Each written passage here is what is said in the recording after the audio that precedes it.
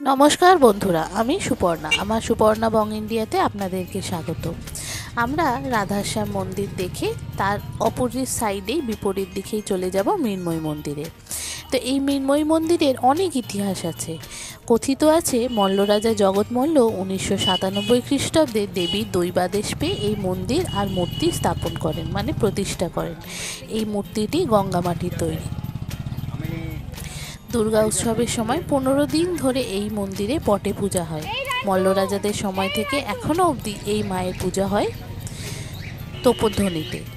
মহা অষ্টমীর দিনে এই সময় প্রচুর লোক আর পর্যটকদের সমাগম হয়। জানা যায় রামকৃষ্ণদেব মাকে দর্শন করতে এখানে এসেছিলেন।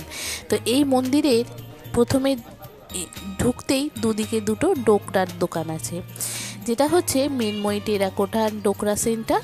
এরকম ডোকরার কাজ, অপূর্ব সুন্দর সব ডোকরার কাজ। এই দেখুন, আপনাদেরকে দেখাচ্ছি।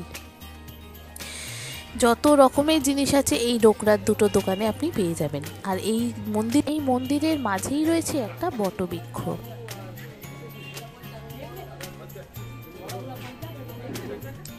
এই বইগুলোর কি নাম আছে দাদা?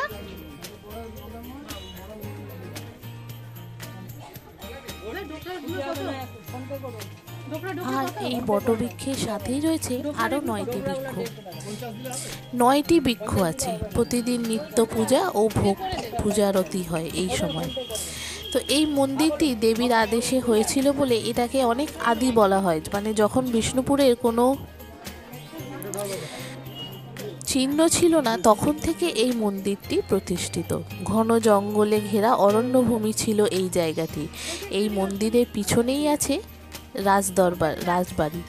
তো সামনে আছে এই বটবৃক্ষ, এর সাথে আরও 9টি বৃক্ষ আছে। এখানে নিত্য পূজা আর ভোগ বিতরণ হয়। এই ডোকরার কাজগুলো দেখেছেন, এগুলো হচ্ছে মৃন্ময়ী টেরাকোটা আর ডোকরা সেন্টার, এই দুটো দোকান। এখানে যত রকমের ডোকরার জিনিস, যাবতীয় যা কিছু আপনি এই দোকানে পেয়ে যাবেন।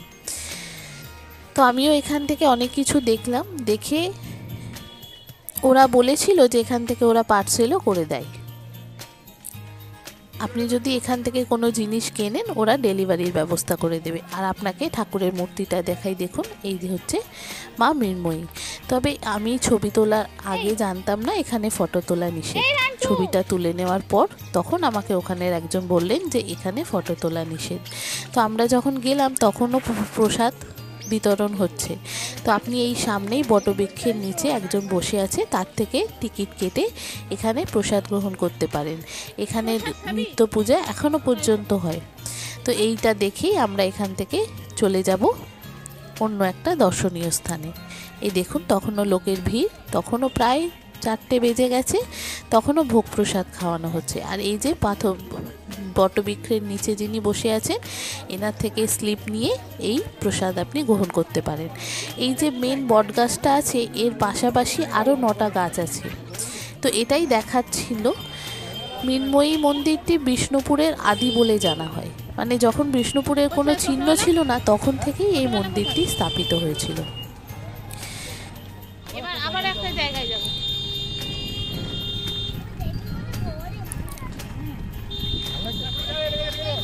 যাওয়ার সময় ঘুমাবো, বাড়িতে লাইট ভালো ঘুমিয়ে চলে যাবে।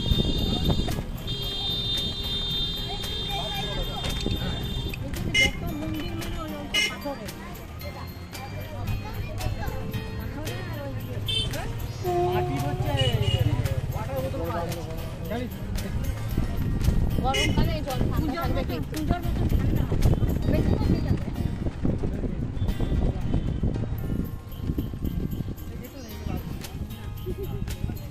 আমি একটু দাঁড়াও, ছবিটা তুলে আসি। মৃন্ময়ী মন্দির দেখে আমরা চলে এলাম পাথর দরজা।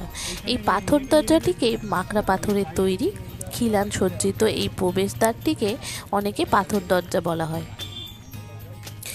এটি তীরন্দাজ ও বন্দুকধারী সৈন্যদের অস্ত্র চালাবার জন্য এই দালানগুলিতে ক্ষুদ্র গর্ত ছিল। সম্ভবত সপ্তদশ শতকের মধ্যভাগে মল্লরাজা বীরসিংহ তৈরি করেছিলেন এই পাথর দরজা। এই উজ্জ্বল মাকড়া পাথরের এই স্থাপত্য শুধু পাথর দরজা বললে ভুল হবে, এটিকে বিষ্ণুপুরের রাজদরবারের দুর্গ বলা সমুচিত। কেননা এই তোরণের মধ্য দিয়ে যেমন পারাপারের রাস্তা আছে, তেমনই সৈন্য ও সুরক্ষার উপযোগী করে তোলা হয়েছে। এই দীর্ঘ উচ্চ ছাদে বিষ্ণুপুরের প্রায় সমগ্র অংশ পরিষ্কার দেখতে পাওয়া যায়। দোতলায় বিশেষ একটি কুঠুরি আছে, যেখান থেকে তীর, ধনুক, বর্ষা এমনকি বন্দুক ছোড়ার ব্যবস্থাও রয়েছে। শত্রুপক্ষকে অনায়াসে জব্দ করার পরিকল্পনা করা হয় এখান থেকে। এই পরিকল্পিত তোরণটি নির্মাণ করেন মহারাজা বীরসিংহ। এখনও রাজদরবারের এলাকায় ঢুকতে গেলে এই তোরণের ভিতর দিয়েই আসতে হয়। তো এই হচ্ছে পাথর দরজা, এটাকেই মেন গেট অফ বিষ্ণুপুর বলা হয়। আপনাদেরকে দুই পাশটা দেখাই দেখুন, এইটার ভিতর দিয়েই বিষ্ণুপুরের মেন গেট, এটা দিয়েই যাওয়া যায়। আর এই যে দোতলাটা দেখতে পাচ্ছেন উপরে, এখান থেকে সব তীর, ধনুক ছোড়া হতো। দারুণ ব্যবস্থা এখানকার। আরও তিনটে জায়গা রয়েছে এখান থেকে দেখতে পাওয়ার, ভিতরে গাড়ির ব্যবস্থা নেই। আর এই যে ছোট্ট ছোট্ট কুঠুরি আপনাদেরকে দেখাই দেখুন, এখান দিয়ে তীর ছোড়া হতো আর ধনুক, বর্ষা প্রভৃতি ছোঁড়ার ব্যবস্থা রয়েছে এখান থেকে।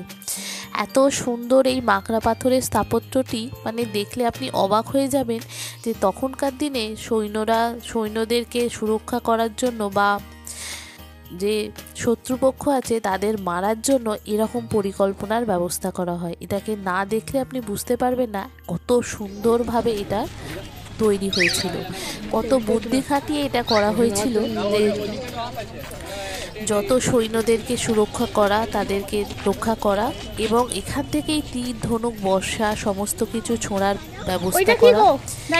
শত্রুকে অনায়াসেই আপনি জব্দ করতে পারবেন এটা দিয়ে।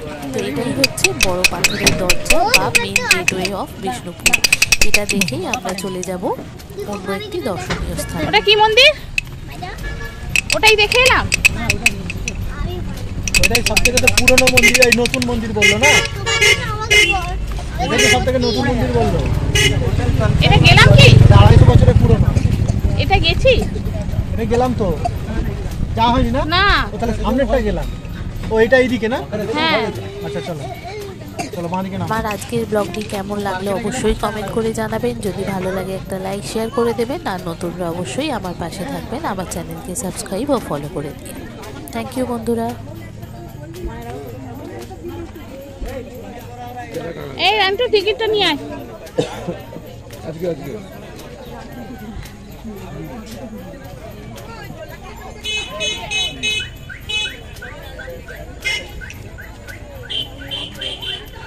টিকিটটা দেখাও।